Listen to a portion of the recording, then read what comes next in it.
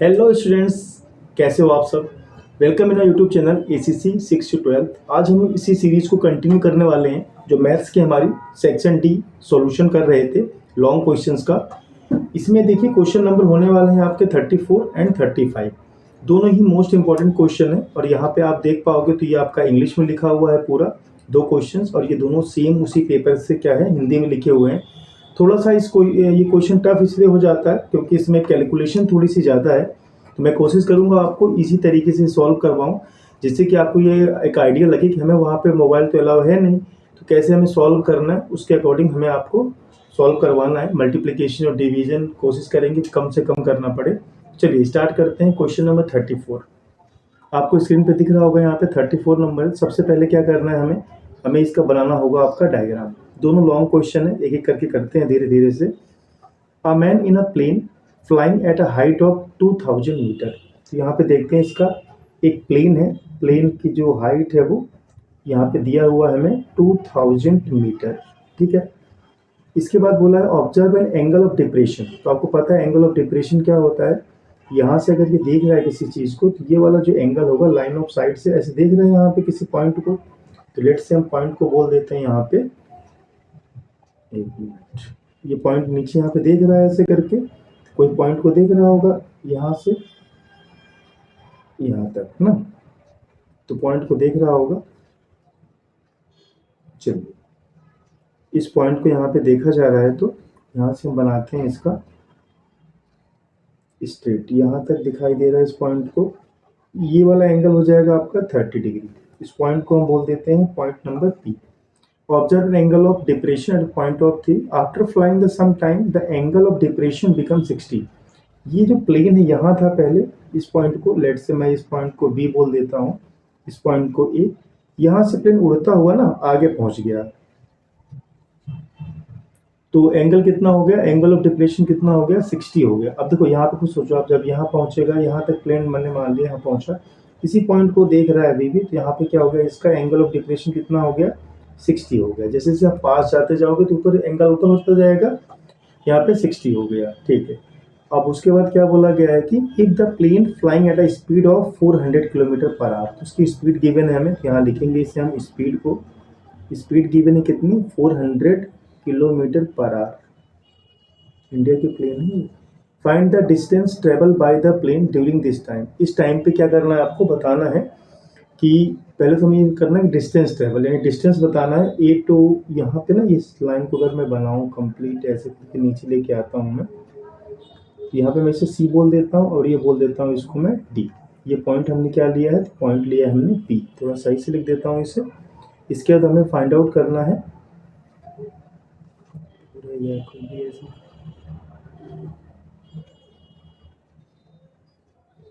Point P हो गया हमारा। तो हमें यहाँ पे क्या करना है, एक तो आपको पहले डिस्टेंस निकालना है एसी का, क्वेश्चन मार्क हमें नहीं पता। उसके बाद इसमें क्या है, इसी में आपको दो क्वेश्चन पूछ दिया गया, बोला है कि हाउ मच टाइम, टाइम भी आपको कैलकुलेट करना है। Time to travel, time to travel A to सी।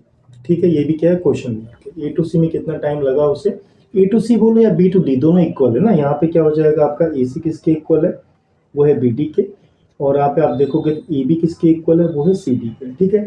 अब करते हैं इसका कैलकुलेशन, कैसे करेंगे। देखो यहाँ पे ये राइट एंगल बन रहा है 90 डिग्री, यहाँ पे ये भी क्या है 90 डिग्री।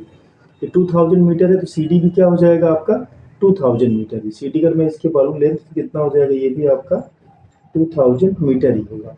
सबसे पहले करना क्या होता है, हमें कि ट्रायंगल लेना जो आपको यहाँ दिखाई दे रहा है बी ए पी, लिखेंगे यहाँ पे in triangle B A P, Hindi में भी हम ऐसे लिख लोगे ट्रायंगल बी ए पी में। तो यहाँ पे क्या होगा, हमें यूज करना होगा क्या, P B P H S B, relation use करने होंगे रेशियो का। तो यहाँ पे क्या टेन थीटा यूज करेंगे, परपेंडिकुलर अपॉन बेस। परपेंडिकुलर क्या है यहाँ पे देखो आ जाएगा क्या, टेन 30 डिग्री।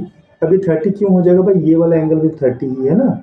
अल्टरनेट एंगल होते हैं, अल्टरनेट इंटीरियर एंगल, बिकॉज ये आपको देखो कि यहाँ जेड बन रहा है ऐसे, ये वाला एंगल इसके इक्वल होगा। एंगल ऑफ एलिवेशन जो है वो एंगल ऑफ डिप्रेशन के इक्वल होता है।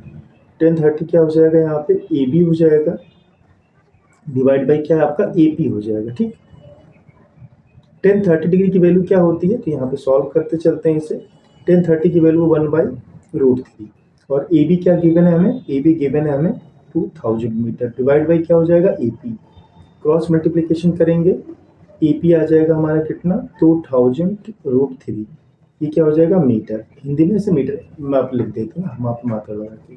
अभी तो इसकी वैल्यू भी गिवन है बट इसकी वैल्यू पुट नहीं कर रहे ना, यहाँ पे गिवन है 1.732, लास्ट में पुट करेंगे।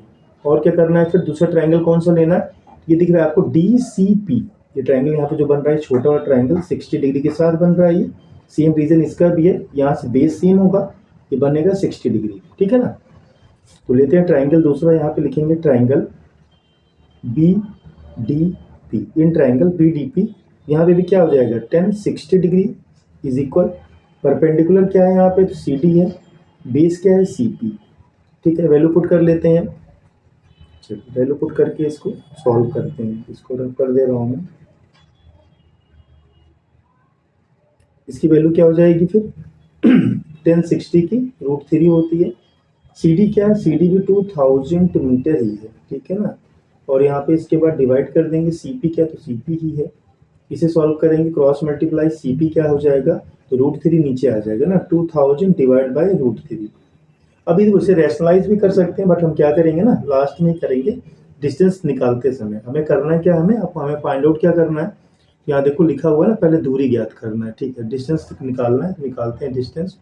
डिस्टेंस कौन सा हो जाएगा, तो देखते हैं यहाँ पे सी पी को माइनस करना पड़ेगा हमें पूरे में से ना, हमें ए सी निकालना है डिस्टेंस, ए सी यहाँ लिखा भी हुआ है ना, ए सी क्या हो जाएगा, ए सी इज इक्वल, यहाँ पे लिखूंगा तो क्या हो जाएगा, ए सी इज इक्वल, यहाँ पे देखो ए सी क्या हो जाएगा पूरा, ए पी में से सी पी माइनस कर दूंगा, ए पी माइनस का सी पी, तो यहाँ पे लिख लेंगे ए पी माइनस का क्या हो जाएगा सी पी।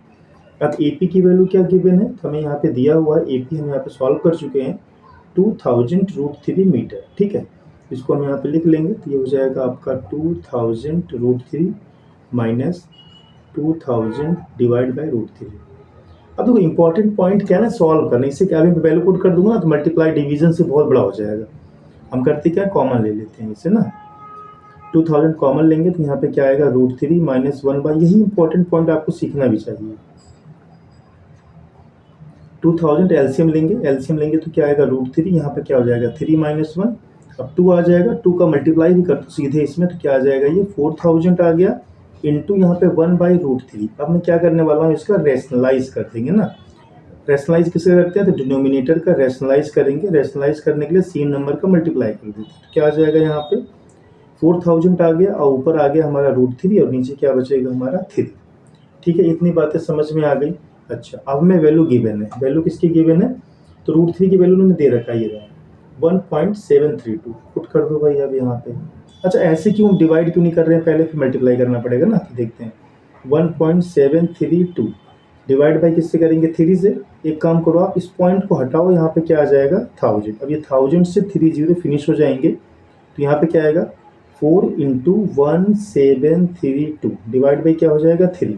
अब तो थोड़ा इजी हो गया, पहले वाले से क्या हो गया, ये थोड़ा सा इजी हो गया है, तो यहाँ पे हम क्या करेंगे, इसे रफ में जाके इसको डिवाइड कर लेते हैं पहले ना, डिवाइड करेंगे तो यहाँ पे देखो डिवाइड करते हैं इसे 1732, 3 5 जा क्या होगा 15 हो जाएगा, आएगा 2 3 3 7 जा 21, तो कुछ डिवीजन हमें करना ही होगा, उससे आप बच ही नहीं सकते ना, ये तो इनका काम ही ऐसा क्वेश्चन सेट ही ऐसा कर देते हैं कि, तो स्टैंडर्ड और बेसिक में थोड़ा सा डिफरेंस भी आ गया, 3 3 जा 9 हो जाएगा, चलता जाएगा, मैं इसे यहीं पे छोड़ देता हूँ।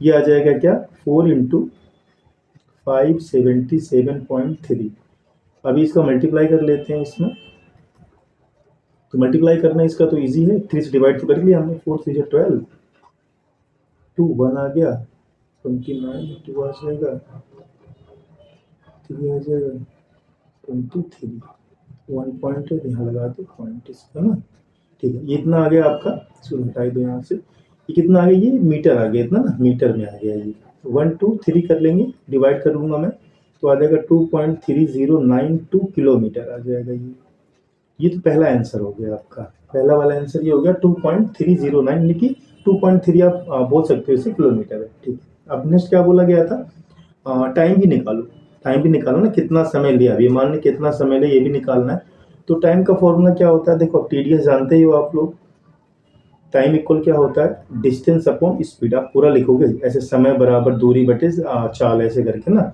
टाइम निकालना। डिस्टेंस कितना, डिस्टेंस दिख गया हमें 2.3092 ना। स्पीड क्या थी, स्पीड थी 400 किलोमीटर पर आवर। ये किलोमीटर है, अब देखना यहाँ से थोड़ा सा, किलोमीटर है, 400 क्या हो जाएगा, ये भी क्या है, किलोमीटर इंटू आर है, तो आर ऊपर चला जाएगा। अभी मैं क्या करता हूँ ना, आर्स को हटाने के लिए इसे सेकंड में कन्वर्ट कर देता हूँ ना, ताकि जो हो जाए ये थोड़ा सा इजी हो जाए। और 2.3092 इंटू कर दूंगा मैं 60 से, आ जाएगा मिनट। एक और 60 से इंटू कर दूंगा तो हो जाएगा ये आपका, आ जाएगा किसमें, सेकंड में। ये हो गया 400। ठीक है, तो 0 0 फिनिश कर लेते हैं ऐसे। 2 2 जा 4, 2 3 जा 6 एंड 2 3 जा 6। ये आ जाएगा 2.3092, मल्टीप्लाई कर लेंगे 3 3 जा 9। देखो क्वेश्चन यही है, क्वेश्चन में क्या है, टफ वैसे नहीं है, बस कैलकुलेशन वाइज लग रहा है ऐसे टफ हो गया ना।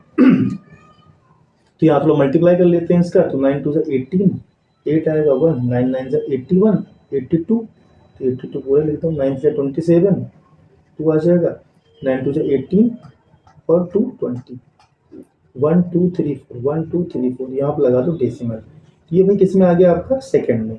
या फिर मैं इसे क्या बोल पा रहा हूँ, ये मैं बोल पा रहा हूँ कि 21 सेकंड आ गया।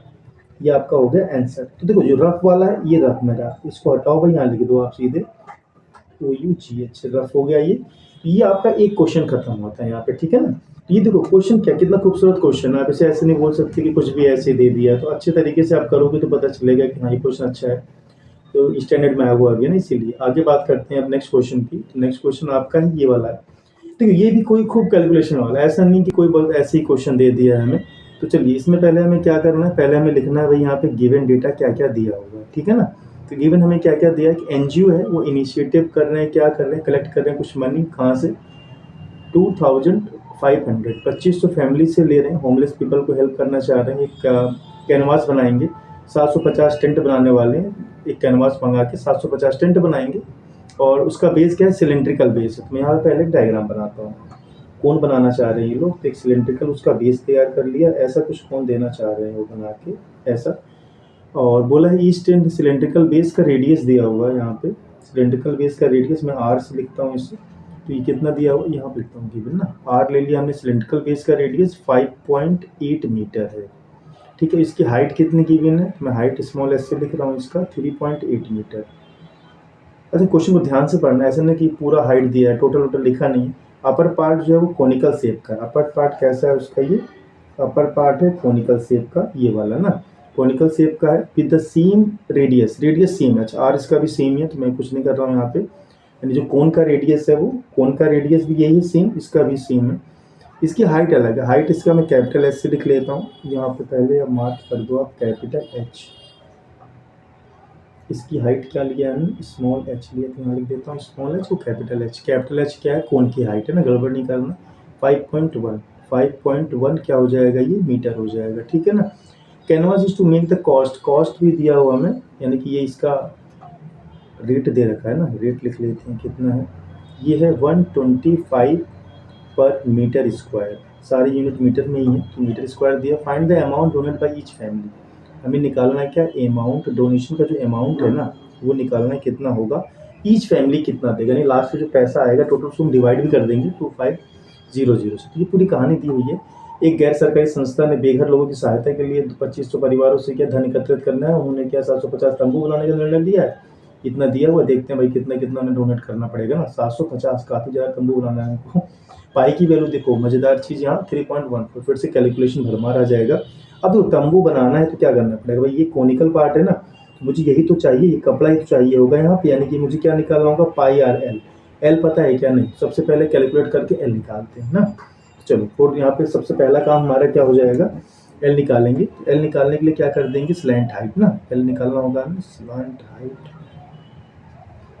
स्लैंट हाइट ऑफ कोन, कोन का स्लैंट हाइट क्या हो जाएगा, एल, एल का फॉर्मूला कोन, स्लैंट हाइट निकालेंगे, ये एल जो बोला जाता है स्लैंट हाइट को, तो उसके लिए फॉर्मूला क्या हो जाता है हमारा, एल इज इक्वल क्या होगा, अंडर रूट। क्वेश्चन टफ इसीलिए है कि इसमें आपकी जो वैल्यूज है ना वो पूरी नहीं दे रखी है। ठीक है ना, हमें निकालना क्या है, यहाँ से स्लैंट हाइट निकालेंगे, तो एच कौन सा लेना है, हमें कोन का लेना है। एच यहाँ पे लिखा हुआ 5.1 5.1 इसका स्क्वायर करेंगे प्लस रेडियस क्या है 5.8 इसका स्क्वायर करेंगे। अब तो यहाँ से कैलकुलेशन थोड़ा टफ होगी, रीजन ना इसका मल्टीप्लिकेशन करना है, स्क्वायर फिर रूट निकालना है। तो 51 का स्क्वायर क्या हो जाता है, 51 का मैं यहाँ से कर लेता हूँ स्क्वायर 26.01, 26 पॉइंट, आप इसे लिख के ही कर लोगे सेम वैसे। 58 का स्क्वायर क्या है, 58 का स्क्वायर, 58 का स्क्वायर करेंगे तो क्या आ जाएगा 33.64, 33.64। दोनों को प्लस कर लेंगे यहाँ पे, आप दोनों को प्लस करेंगे। रूट कैसे निकालना ये मैं आपको बताता हूँ ना। तो ये जाएगा 59.65। ठीक है, ये बात समझ में आ गई इतनी। अब इसको हमें सॉल्व करना है। ये कैसे सॉल्व होगा क्लियर रखने आ जाओ आप।